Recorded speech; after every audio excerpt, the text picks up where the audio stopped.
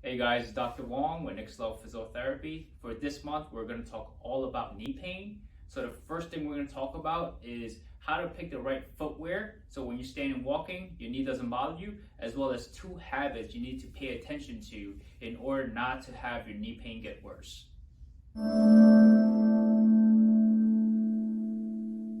All right, so I have one of my walking sneakers here.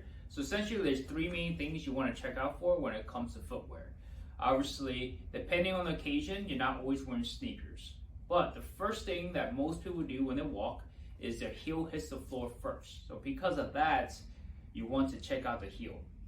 So typically on the heel right here, you want to press your fingers together to feel if it's firm, soft, or medium.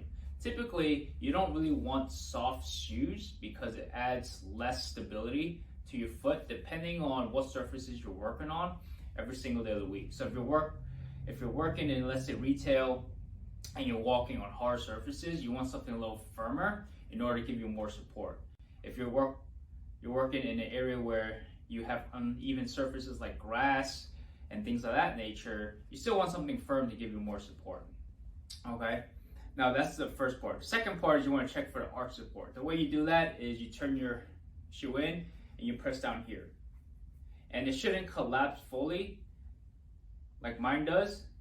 This one right here is more for just walking around. It's not for, running or whatnot. So you definitely want more adequate support and arch, especially for those of you who have flat feet or collapsed arches. A third part of any kind of shoe wear is the toe bend. So as you kind of step off, the shoe has to bend right here. So you want to make sure this part right here is not too stiff because the foot always compensates. If any of these parts right here, whether it's the heel, the arch, or the toe bend right here, is too stiff or too loose or has no support at all, then the foot will compensate, and guess what? Your knee sits on top of your foot, so it will cause the knee to compensate. So that's how you choose the proper footwear for your everyday usage.